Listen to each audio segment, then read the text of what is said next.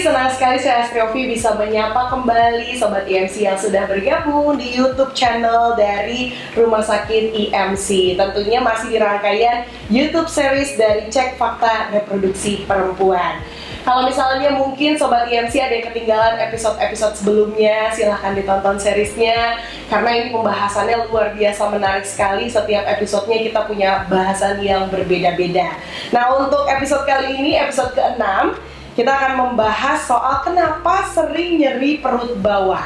Mungkin kalau yang perempuan ini sering banget mengalaminya, makanya nanti kita akan tanya-tanya tentunya bersama Dr. Caroline Tirtayasa, SPOGK yang sudah hadir di sini. Halo Dok, apa kabarnya? Baik, Vi. Kita akan ngobrol-ngobrol hari ini ya. Dan sedikit memperkenalkan kembali Dr. Caroline, bahwa Dr. Caroline adalah seorang dokter spesialis kebidanan dan kandungan konsultan dengan subspesialis fertility dan juga hormon reproduksi. Beliau juga merupakan ahli bedah laparoskopi dari Rumah Sakit IMC yang ada di Pulau Mas. Baik Dok, kita ngebahas soal kenapa sering nyeri perut di bagian bawah. Kalau mungkin nih Sobat IMC ada yang setia menonton dari episode-episode sebelumnya, dokter tuh sempat membahas kalau mau tahu gimana caranya kita harus tahu waktu yang tepat cek ke dokter kandungan atau enggak, itu adalah merah, putih, dan nyeri perut bawah. Iya, kalau betul. Merah itu kan adalah ada pendarahan. Kalau putih adalah keputihan ya Dok. Iya. Dan juga nyeri perut bawah. Jadi ini adalah hal yang juga nggak boleh luput nih dari kita yang perempuan-perempuan. Iya, betul. Cuman permasalahannya Dok, kalau ngomongin nyeri perut bawah, itu apa sih sebenarnya Dok? Iya. Yang dimaksud nyeri perut bawah tuh apa? Iya. Jadi gampang. Batasannya pusar kita nih. Ya. Jadi nyerinya itu di bawah pusar atau di atas pusar, ya. Nyeri perut bawah yang dimaksudkan tentunya nyeri di bawah pusar, ya. Jadi kalau perempuan mengalami nyeri perut bawah, nyerinya di area bawah pusar sini, ceknya ke dokter kandungan, ya. Tapi kalau nyerinya pusar ke atas, itu biasanya problem usus tuh, sakit mah, perut kembung dan yang lain-lainnya. Tapi kalau nyeri perut bawah itu adalah problem ginekologi, datangnya ke dokter kandungan. Sekali lagi tadi ya, 3 tanda jangan lupa ya, merah untuk perdarahan, putih untuk keputihan, dan nyeri perut bawah ini. 3 sign ini yang membuat seorang perempuan harus segera datang ke dokter kandungan. Nah itu dia ya, jadi kalau misalnya merasakan nyeri perut bawah, tadi juga sudah dibilang sama dokter Caroline bahwa tandanya itu adalah dari pusar ke bawah. Karena tanda kita pusar kan nggak mungkin beda dong. Iya, betul. Pasti di situ ya Dok ya. Jadi kalau misalnya sudah merasakan pusar ke bawah, itu harus hati-hati karena bisa jadi itu asalnya dari organ reproduksi. Seperti itu ya betul. Dok ya. Dan itu hanya khusus untuk perempuan atau gimana Dok? Khusus untuk perempuan. Pasien saya semuanya perempuan, Vi, nggak ada yang bapak-bapak. Maksudnya siapa tahu ya dari bagian bawah lainnya tuh ada yang kayak menujunya ke laki-laki gitu, enggak ya Dok? Enggak. Perempuan kalau misalnya sudah merasakan nyeri di area pusar ke bawah itu sudah pasti harus main-main nih ya ke dokter kandungan. Betul. Nah Dok, biasanya tuh apa aja sih yang bisa muncul? Tadi dokter sempat bilang kalau yang di atas itu bisa permasalahan di lambung misalnya ya dan lain-lain sebagainya. Nah kalau dari yang pusar ke bawah itu biasanya apa aja nih? Oke. Banyak nih ya Vi ya, satu-satu kita bahas ya. Boleh. Yang paling sering itu endometriosis, ya. Endometriosis yang tumbuh di otot rahim, adenomiosis, ya. Itu paling sering menyebabkan nyeri perut bawah, ya. Endometriosis nanti cek ya episode 3 kita tentang mens nyeri tadi, ya. Mens sakit itu biasa rata-rata kalau mens sakitnya itu di bawah pusar. Ya, biasanya proses endometriosis, adenomiosis ya. Kalau tambahan adenomiosis, mensnya selain sakit banyak juga tuh kalau adenomyosis. Ya, ini yang harus dicek ke dokter kandungan. Biasanya kita bisa bedakan dengan USG transvaginal nanti ya untuk mens yang nyeri atau nyeri perut bawah tadi ya. Nah, nyeri perut bawah kalau pada endometriosis biasanya berlangsungnya saat mens biasanya. Jadi nyeri perut bawah yang terjadi saat Anda mengalami menstruasi biasanya ke arah endometriosis atau adenomiosis tadi, ya. Tetapi kalau endometriosis prosesnya sudah berlanjut, biasanya nyerinya nggak cuma saat mens saja tuh, nyerinya bisa sepanjang waktu. Makanya kita sebut pelvic pain kronik, Ya, nyeri perut bawah yang kronik menahun. Itu kalau endometriosis sudah berlanjut ya, stadium 3, stadium 4 itu bisa seperti itu. Jadi nyerinya terus-menerus. Itu juga harus lebih-lebih lagi harus segera datang ke dokter kandungan. Iya. Ya. Yang kedua yang sering juga adalah kista ovarium. Kista ovarium. Iya, ovarium itu indung telur. Ya, jadi kista itu tumor yang berisi cairan biasanya.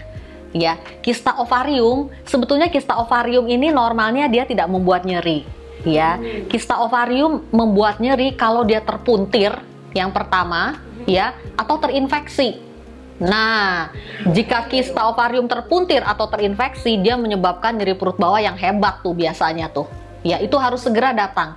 Jadi para perempuan nih, kalau udah tahu punya kista, ya, kalau tiba-tiba mengalami nyeri perut bawah, harus segera datang cek tuh kistanya kepelintir nggak, terpuntir nggak, atau terinfeksi nggak, ya.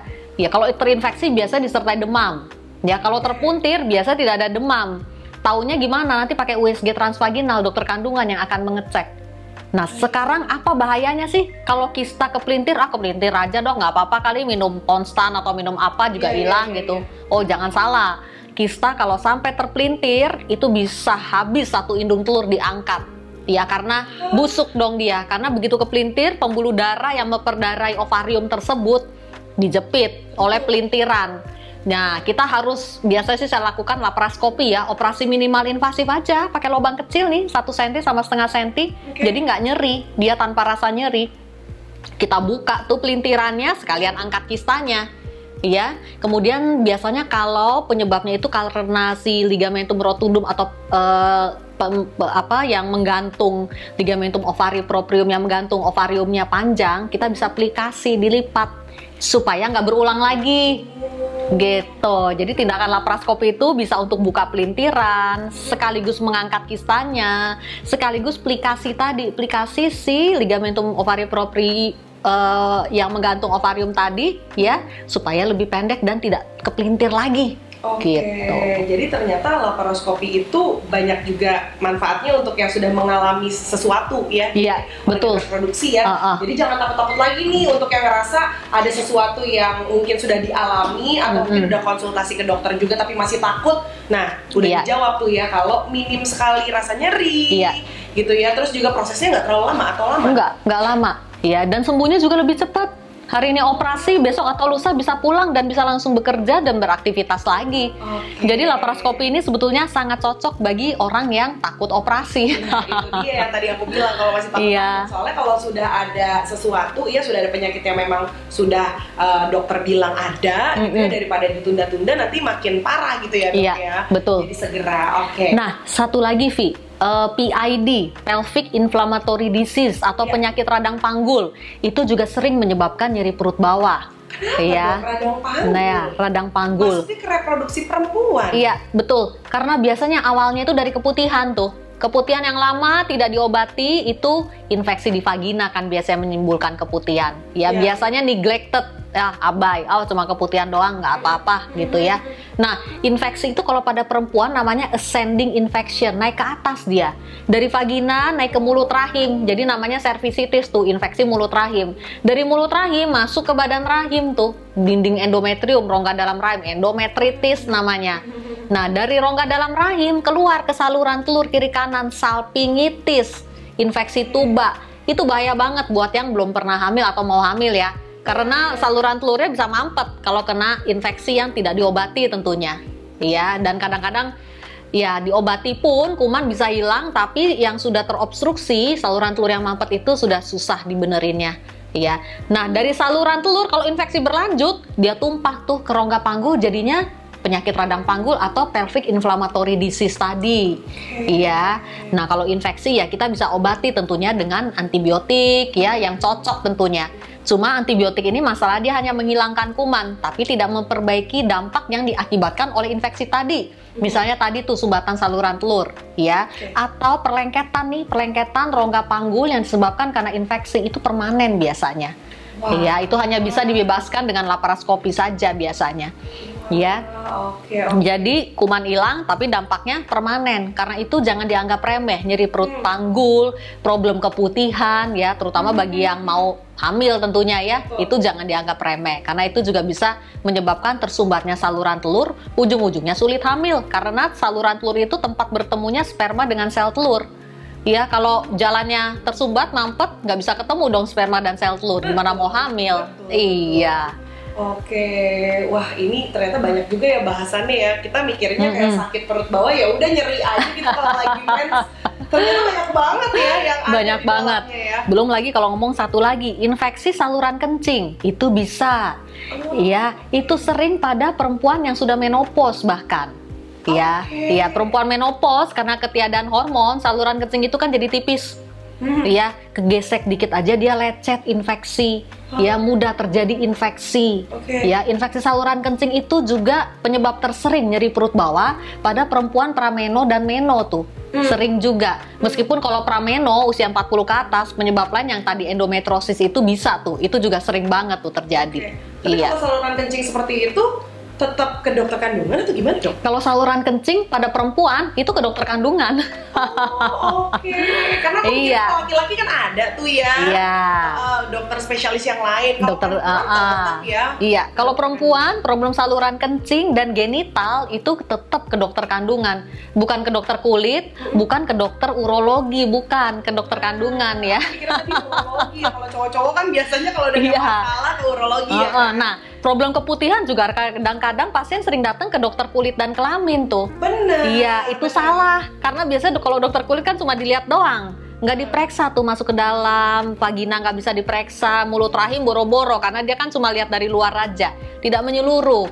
Dia kalau perempuan kalau ke dokter kandungan kita bisa cuci tuh biasanya vagina dari problem keputihan dibersihkan, baru obat akan efektif bekerja supaya keputihan itu tidak berulang lagi. Oke, karena tadi yang dokter bilang ya kalau keputihan infeksinya bisa sampai atas tuh ya. Iya, karena ascending infection itu yang bahayanya. Oke. Nah, satu lagi sebelum beranjak lah, kalau perempuannya lagi hamil, nyeri perut bawah. Saya baru tanya, ada kemungkinan sakit nyeri perut bawah nggak? Karena kalau saya sendiri ketika hamil suka nyeri nih, tapi nyerinya itu karena kayaknya ada tekanan. Nah, tergantung berapa usia kehamilannya sebetulnya. Ya, saya akan bicara yang paling hebohnya deh, hamil di luar kandungan. Nah, jadi hamil trimester pertama, hamil kecil nih kita ngomongnya, ya dengan USG transvaginal belum kelihatan kantong hamil di dinding dalam rahim, ya hanya berupa penebalan dinding dalam rahim saja. Terus tiba-tiba dia nyeri perut bawah yang hebat tentunya ya. Nah, itu hati-hati hamil di luar kandungan. Segera datang ke dokter kandungan karena itu kondisi emergency. Ya harus dilakukan laparoskopi ya, kalau nggak mau di black gede pakai laparoskopi, operasi lubang kecil diangkat hamil di luar kandungannya. Kalau nggak pasiennya biasanya itu loss of blood yang hebat, bisa shock dia, shock karena perdarahan bisa sangat hebat tuh di rongga panggul. Jadi kalau kehamilan di luar kandungan itu berarti harus diangkat ya dok? Atau iya, hamil di luar kandungan itu harus diangkat karena itu bukan hamil yang normal. Iya, pecah di saluran telur biasanya. Jadi saluran telurnya pecah, itu harus segera diangkat. Itu ada di YouTube channel saya, hamil di luar kandungan. Nanti lihat ya, kehamilan ektopik bahasa medisnya. Iya. Nanti bisa cek ya, berarti YouTube-nya Dr. Caroline nanti akan kita tampilkan di akhir juga.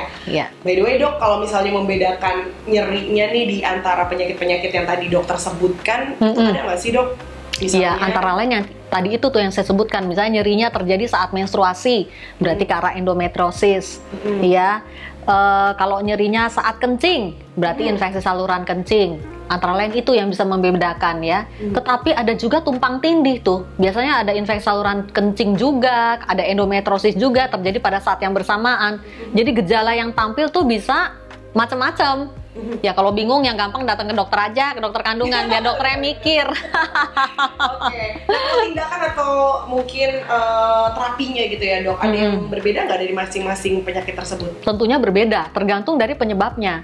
Jadi selalu pola berpikirnya itu kalau kita mengalami sesuatu, nyeri atau problem kesehatan, yang penting diagnostiknya dulu. Ya diagnostiknya itu harus jelas. Penyakitnya apa sih sebetulnya? Itu kan sekian banyak tuh yang kita mesti bedain tuh. Ya belum lagi kalau ngomong usus buntu, nyerinya di arah kanan tapi. nyeri perut iya. bawah tapi di kanan khususnya. Nah. Tapi jangan lupa di kanan itu juga ada indung telur kanan dan saluran kencing kanan. Jadi produk itu yang nanti yang akan dipilah oleh dokter kandungannya. Ya, lewat beberapa pemeriksaan tentunya, ya, periksa lab darah, periksa USG transvaginal yang sangat penting, karena kemungkinan kista ovarium sebelah kanan kepuntir atau terinfeksi, itu juga bisa nyeri perut bawah kanan. Karena itu saya sering dapat tuh konsulan dari dokter bedah justru. Jadi pasiennya datang ke dokter bedah disangkanya usus buntu. Biasanya sebelum dokter bedahnya operasi, dia konsul dulu ke dokter kandungan. Ada nggak sih problem kandungannya? Ada nggak sih kista di area perut bawah kanan? Ada nggak sih endometriosis? Ada nggak sih hal-hal lain yang bermasalah di organ kandungan? Nah, kalau dari jawaban dokter kandungannya, oke, organ genitalia interna tenang, nggak ada apa-apa masalah kandungan. Oke, dokter bedahnya lebih tenang dia operasi. Ya, berarti sesuai dengan bidangnya dia. Atau kalau nggak ketahuan, dia bisa konsul di atas meja operasi. Di tengah-tengah operasi usus buntu, loh ternyata bukan usus buntu nih, tapi hamil di luar kandungan. Ya, atau kista endometriosis misalnya pecah atau terinfeksi atau kista terpuntir. Nah, dia bisa buru-buru konsul di atas meja operasi, panggil dokter kandungan yang standby saat itu. Oh, oke, bisa gitu ya, Dok ya? Bisa gitu. Kita jadi pasien kan nggak Ya. tahu ya. Tapi kan akan lebih baik kalau sebelumnya kita tahu. Jadi nggak datang ke dokter yang salah maksudnya. Benar. Daripada bolak-balik ya. Iya, kan? betul. Perempuan ada nyeri di bagian bawah, konsulnya ke dokter kandungannya dulu Iya. ya. Iya. Oke, nah aku sempat ngedenger soal kolik saluran saluran kencing. Nah, Itu apa? kolik saluran kencing biasa penyebabnya batu saluran kencing. Itu bisa. Ya. Oke, bukan. Ya, tapi nyerinya itu episodik dia, hilang timbul. Ya, nyeri perut bawah tapi kalau pas batunya atau saluran kencingnya sedang berkontraksi nyeri tuh. Tapi begitu dia lus, nyerinya hilang. Ntar dia kontraksi lagi, sakit lagi. Ya, biasanya juga kalau batunya cukup mengiritasi, kencingnya juga berwarna merah biasanya. Itu batu saluran kencing. Oke, Iya. jadi kolik itu kalau di saluran kencing adalah batu ya, Dok? Biasanya rata-rata penyebabnya batu. Karena Iya. saya taunya kalau kolik tuh bagian pencernaan biasanya kan. Pencernaan juga bisa. Gejalanya ya sama-sama sakit sih, cuma model atau tipe rasa nyerinya berbeda. Kolik saluran pencernaan itu bisa karena gas yang terperangkap di usus. Biasanya pasiennya itu dengan peningkatan asam lambung, itu sering tuh. Atau kesulitan buang air besar, itu juga bisa. Oke. Siap Kalau begitu. Nah, Dok, ini ada beberapa pertanyaan nih dari Sobat IMC, boleh kita Ya, bantu boleh. jabarkan ya. Ada Sukma. Kalau Sukma katanya saya sering mengalami sakit seperti kram di area perut bawah, tapi 6 bulan yang lalu itu saya melahirkan sesar, Dok. Nah, apakah ada penyebabnya dari proses melahirkannya, atau mungkin ada penyakit yang berbeda yang mungkin bisa dokter lihat secara singkat? Kalau nyeri perut bawah hubungannya dengan sesar itu biasanya perlengketan pos operasi. Ya, jadi semua operasi yang belek besar, ya kita sebutnya operasi jadul ya. Ya kalau sesar ya mau nggak mau kita belek besar, soalnya bayi yang dikeluarkan ya, nggak bisa dimorselasi. Jadi ya kadang-kadang perlengketan pos operasi itu bisa saja terjadi, ya. Meskipun teknik operasi yang baik bisa meminimalisir perlengketan pos operasi. Itu ada tips and triknya. Karena itu misalnya judulnya sama-sama sesar. Kok sesar sama satu dokter ini nggak sakit, sesar sama dokter yang lain sakit, ya bisa aja. Karena itu juga bergantung pada teknik operasi dokternya. Ya, biasanya kita ada tuh tips-tipsnya tersendiri teknik operasi yang baik supaya dia tidak lengket. Ya, harus rapi, bersih, bebas dari kotoran-kotoran, perdarahan, ya. Dan teknik operasi itu harus cermat ya, metikulus. Ya, itu akan menghasilkan hasil operasi yang lebih baik. Tetapi ya, sebuah hasil operasi juga dipengaruhi oleh proses penyembuhan luka dari si pasiennya sendiri. Bagaimana nutrisinya, kadar protein darahnya gimana, anemia atau enggak, kurang darah atau tidak. Itu mempengaruhi proses penyembuhan luka. Kalau proses penyembuhan lukanya jelek, perlengketan udah pasti terjadi. Jadi banyak faktor yang bisa mempengaruhi kalau hubungannya dengan sesar tadi. Oke, Iya. jadi banyak yang harus dikonsultasikan nih kalau misalnya merasakan sakit nyeri di area perut bawah ya dok Iya. ya, apalagi terutama yang sudah melahirkan sesar, itu bisa banyak juga nih kemungkinan-kemungkinan lainnya yang ada, makanya segera konsultasi ke dokter kandungan. Karena biasanya kan ketemu dokter kandungan itu cuma setelah melahirkannya aja nih dok. Setelahnya suka lupa tuh ya, padahal harus main-main, urusin KB dan lain-lain itu juga harus main-main ke dokter kandungan ya. Betul. Oke, mungkin terakhir dok ya untuk menutup sesi ini, dokter ada yang mau disampaikan nggak untuk para perempuan yang sedang menyaksikan acara ini tentang sakit atau nyeri yang dirasakan di perut bagian bawah? Oke, jadi nyeri perut bawah pada perempuan ya itu harus ditindaklanjuti ya. Bisa lah, boleh minum obat anti nyeri itu boleh ya. Obat anti nyeri kan biasanya hanya 2 hari. Kalau problemnya tidak serius, biasanya minum obat anti nyeri sehari aja nyerinya sudah hilang ya. Tapi kalau minum obat anti nyeri hilang sebentar, terus datang lagi sakitnya gitu ya. Nah, segeralah datang ke dokter. Berarti ada sesuatu yang lebih serius daripada cuma sekedar nyeri yang biasa-biasa saja. Dicari tahu ke arah penyakit-penyakit yang sudah kita bahas tadi itu, karena tindak lanjutnya harus segera. Oke, baik. Jadi jangan ditunda ketika sakit atau nyeri di bagian perut bawah, langsung aja ke dokter kandungan ya. Dan ingat tadi 3 ya, merah, putih, nyeri perut bawah. nyeri perut bawah. Merah ketika ada pendarahan yang tidak wajar Iya. di luar dari siklus mens. Setelah itu juga yang kedua Putihan. betul. Dan yang terakhir itu adalah Nyeri perut bawah. bagian bawah. Iya. Oke, Dokter Caroline, terima kasih banyak untuk Sama-sama. waktunya. Mungkin kalau di sini Sobat IMC ada yang masih penasaran, pengen tanya-tanya, boleh banget silakan DM di Instagramnya @rs.imc, atau boleh juga nih kalau mau mengedukasi diri, lihat video-video yang ada di YouTube-nya Dokter Caroline. Iya. Itu juga cukup lengkap ya, membahas tentang reproduksi perempuan. Dokter Caroline juga sering sekali sharing edukasi tentang reproduksi perempuan di Instagramnya, di sosial medianya. Jadi jangan lupa untuk di follow, di subscribe, pokoknya sudah muncul di layar ya. Silahkan bisa saling berkenalan nih dengan Dokter Caroline. Atau mungkin kalau mengalami kejadian-kejadian yang tadi kita sudah bahas, segera main nih ke IMC Pulau Mas, ketemu sama Dokter Caroline ya. Iya. Nanti boleh cek deh untuk jadwal praktiknya.